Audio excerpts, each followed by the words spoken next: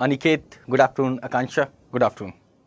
So, let us start the session with reference to this pre-connect or prelims connect. Today we are going to see questions associated with political system. Again, a very important topic with reference to prelims examination, and not only with reference to prelims examination, but also with reference to this whole concept of political system in India. If you talk about this section, you will see that on a regular basis, UPSC has been asking questions from this section. Almost every year, you can see a question with reference to this very topic. I picked the questions from 2014 till 2020. However, there was no question in 2021 and 2022. But you can expect a question from this section every year in examination. Let us see them one by one. See the first question. Consider the following statements. A constitutional government is one which places effective restrictions on individual liberty in the interest of state authority. Second statement, places effective restrictions on the authority of the state in the interest of individual liberty. Now the point is, if you see this question, see here. So if you see this question, just see the demand of this question. It is asking about constitutional government. If you talk about this concept of constitutional government, then what can best be defined with reference to this? The question is, places effective restrictions on individual liberty in the interest of state authority. And the second statement is, places effective restrictions on the authority of the state in the interest of individual liberty. So at first we need to understand the concept very clearly, that what is the meaning of this interest and whose interest should be priority in a democratic government. Should it be the state or should it be the individuals? And if we come up with this statement, we will automatically see that the first statement is incorrect. Why incorrect? Because the statement is talking about places effective restrictions on individual liberty in the interest of state authority. No, it is not like that. It is not about state authority. The interest of a state authority should not be at first. Now see the second statement. Places effective restrictions on the authority of the state in the interest of individual liberty. So what needs to be the priority? We need to understand that. The priority should never be this state authority, and it should be individual liberty. So the first statement, if we see here, the first statement is incorrect and the second statement is correct. The answer would be B. Somebody mentioned here C, so I am saying C.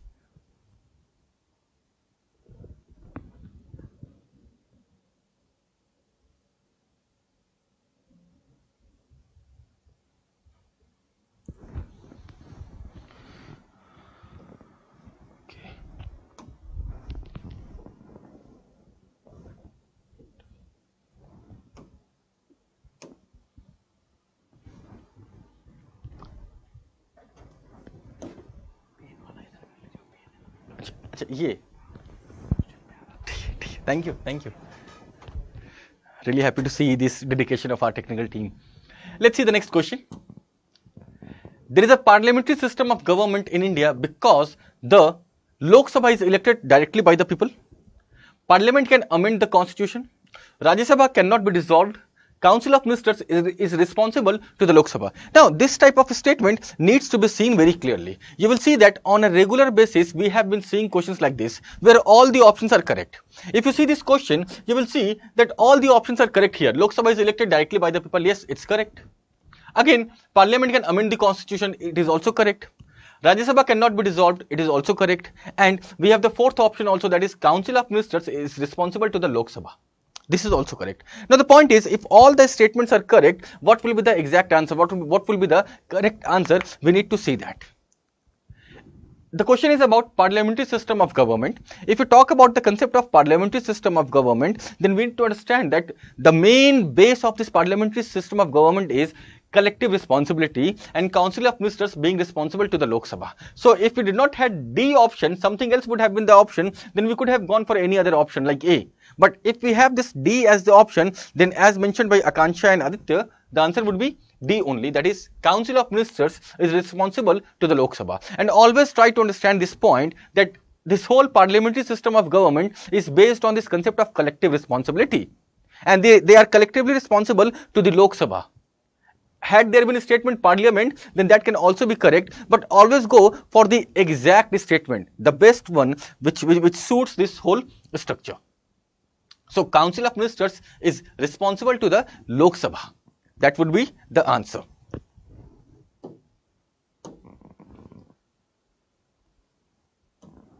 Again, see the question.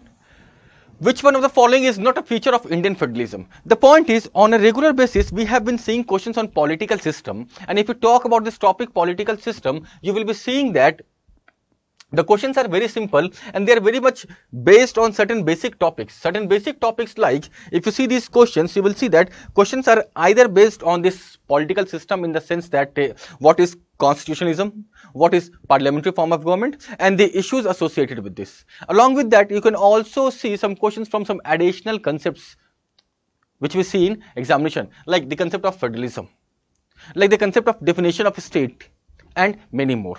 So this topic, if you see this topic, you will see that the question looks very simple, but when you keep on reading the questions, you will see that there are various other additional concepts, attached concepts, which we need to understand with reference to this. Read the question again. Which one of the following is not a feature of Indian federalism? There is an independent judiciary in India. Powers have been clearly divided between the center and the states. The federating units have been given unequal representation in the Rajya Sabha. It is the result of an agreement among the federating units. The point is, the demand of this question is not a feature. Not a feature of Indian federalism. If you talk about not a feature of Indian federalism, then we have to see these statements very clearly. The first option is, there is an independent judiciary. Yeah, it's correct, and it's a feature of Indian federalism. The second option is, powers have been clearly divided between center and states. Yeah, we have 7th schedule of the constitution, and on the basis of 7th schedule of the constitution, we have this distribution of power between center and states. The federating units have been given unequal representation in the Rajya Sabha. It is also correct. In India, if you see the system in India, you will see that we have followed asymmetric representation in Rajya Sabha. So in Rajya Sabha also, the seats which have been distributed is distributed on the basis of population, and we see that there is asymmetric representation in Rajya Sabha from the federating units. Again, if you see the D8 statement, it is the result of an agreement among the federating units. No, it was clearly specified in the debates of Constituent Assembly also that the concept of India has not come up with the concept of any agreement. So this fourth statement becomes incorrect. As you guys have mentioned, the answer would be D. No agreement between center and states. Exactly, the answer is D. Again, see the question. Again, the question on parliamentary form of government. You will see this question again and again. The main advantage of the parliamentary form of government is that the executive and legislature work independently. Now, if you talk about these options, just try to read this. Executive and legislature work independently. B, it provides continuity of policy and is more efficient. C, the executive remains responsible to the legislature.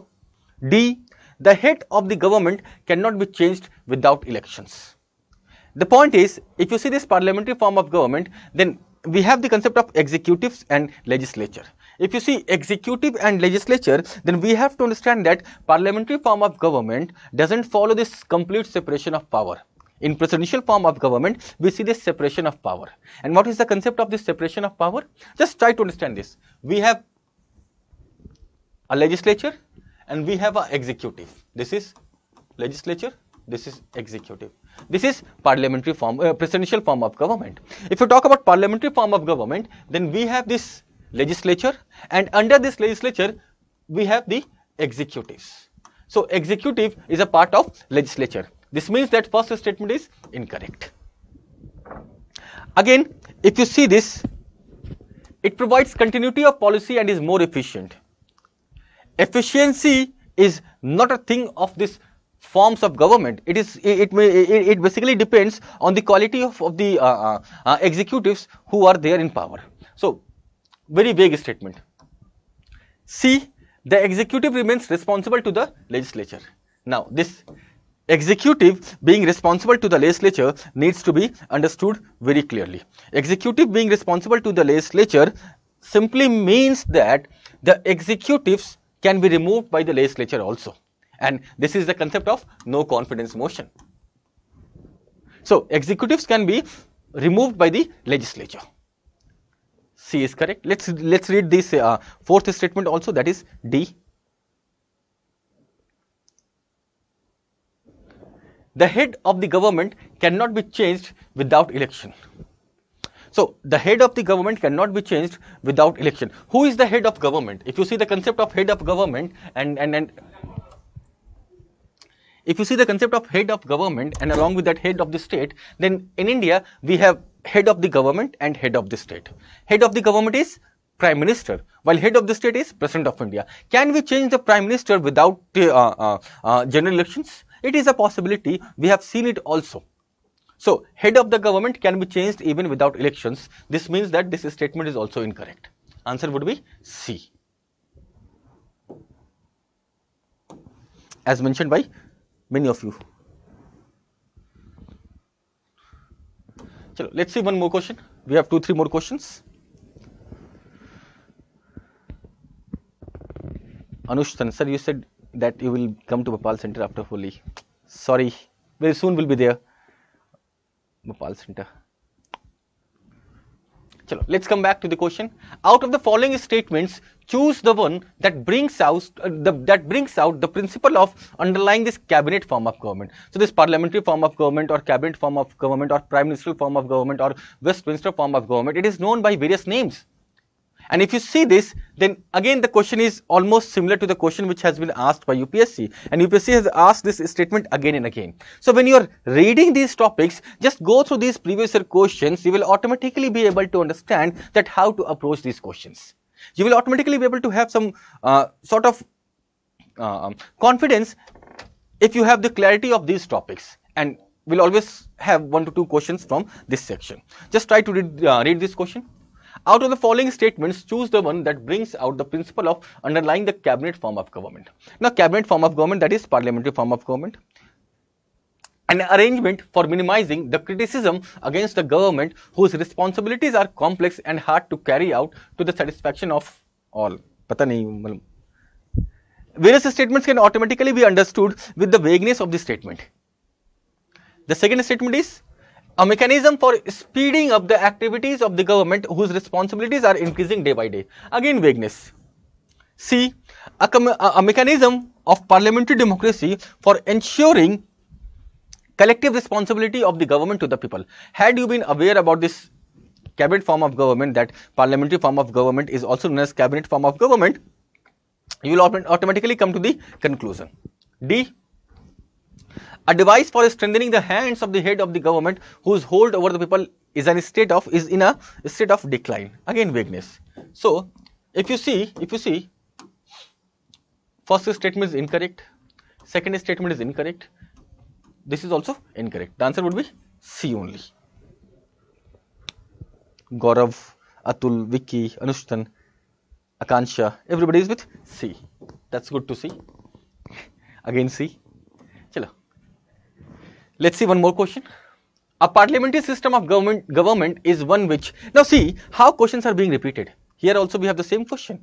Cabinet form of government. Here also we have the same question. Parliamentary form of government.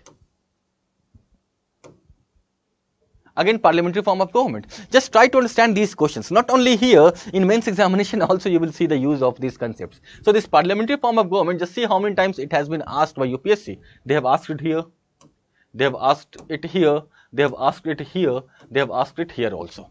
So this parliamentary form of government becomes the base of questions also. See this question. A parliamentary system of government is one in which all political parties in the parliament are represented in the government. The government is responsible to the parliament and can be removed by it. The government is elected by the people and can be removed by them.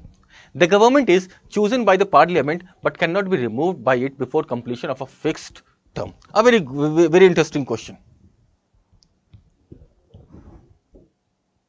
See this again.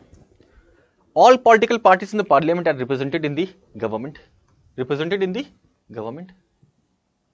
Again, the government is responsible to the parliament and can be removed by it. So, responsibility.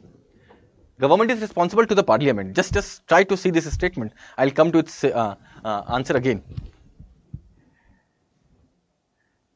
C. The government is elected by the people and can be removed by them. Wonderful statement. D. The government is chosen by the parliament but cannot be removed by it before completion of a fixed term. Now, this is incorrect. Statement D is incorrect. If you see the first statement, all political parties in the parliament are represented in the government. How can this be possibility? So, this is also incorrect. Now, there is some dispute between B and C. Somebody may say B is the answer, somebody may say C is the answer. Now, just see this. See, at first let us discuss this option C. Option C specifies that government is elected by the people and can be removed by them. How many of you have given votes? If you have given vote, you might have seen that you don't elect the government, you elect the representatives, and the government is elected by the parliament, especially the Lok Sabha. So, whoever proves majority, that political party or alliance comes up with formation of government, and the leader of that political party or alliance becomes Prime Minister. So, we don't elect the government directly, we elect the representatives directly, and these representatives elect the government. So, in this very sense, in this very manner, if you see, government is obviously elected by the people, but it is not directly elected by the people. People elect the representatives. So, this statement is incorrect. The government is responsible to the parliament and can be removed by it. This is the correct statement. And here comes the concept of again no confidence motion. A very important topic with reference to examination, no confidence motion. So, the answer would be B, that is government is responsible to the parliament and can be removed by it. B, C, Gaurav, it's not C, it's B, dear. Sandeep, C, it's not C, it's B. Had there been no option B, then we could have gone for C. So, at various times you have to see that which answer suits the demand of question. Had there been no B, then we could have thought about C. We could have thought about C, but if we have B option, B will be the correct one. Had there been something else in the option which we could have said that it's completely incorrect, then we could have gone for C. But here the answer would be B. Let's see one more question. Again a very simple question. A constitutional government by definition is a government by legislature, popular government, multi-party government, limited government. This topic, constitutional government and constitutionalism, it's again a favorite topic of UPSC. So, what is this constitutional government, what is this constitutionalism, and what are the features of this constitutional government and constitutionalism needs to be understood very clearly. So, the features of parliamentary form of government, the features of this constitutional government, constitutionalism, and some associated concepts and some terminologies. Terminologies like some of the terminologies like the definition of state. What is parliamentary form of government? What is presidential form of government? What is semi-presidential form of government? What is authoritarian government? What is totalitarian government? What is dictatorship? We can also add this term fascism here before dictatorship. So, what is fascism? Now, when you go through this concept, you have to see all these concepts one by one, and you will see that UPSC can ask, can give a statement with reference to any of these concepts. You also need to see this autocratic government.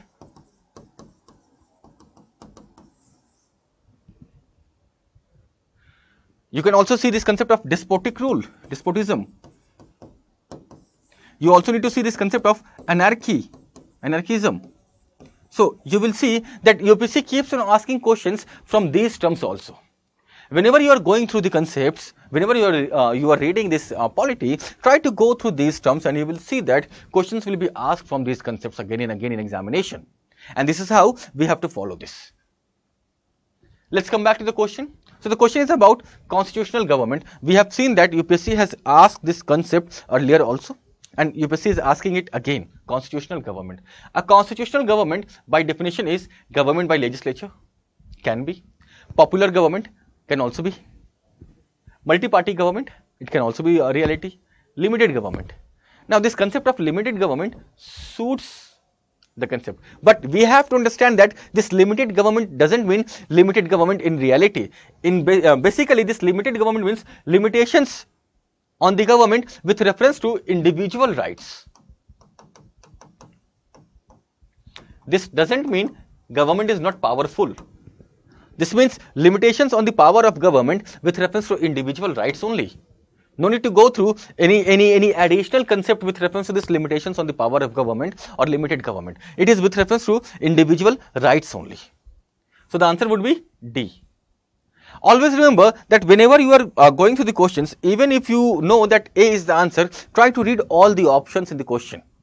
We have been specifying this again and again that we have to read all the options. You will see that various number of times questions are being asked in examination where you will see that multiple statements are correct. You have to choose best among them. So, unless and until you come up with all these statements, you will not be able to go through this exact answer. Clear? If there is any doubt, please let me know. Otherwise, this is all we have for the day. Tomorrow we will meet again with some other concept. D. This last question has been answered correctly by almost everyone. Last question as well as that question whose answer was C.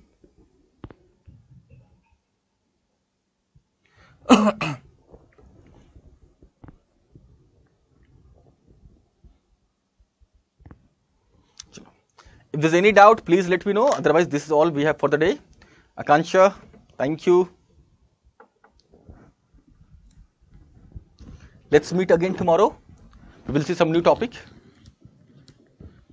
If you guys want to have some specific sessions also with reference to any particular topic, like let's cover the questions of election or fundamental rights or fundamental duties or judiciary, let us know that also. We will focus on that very theme as well. Thank you for being here. Let's meet tomorrow. Till then, everybody take care. Thank you. Bye-bye.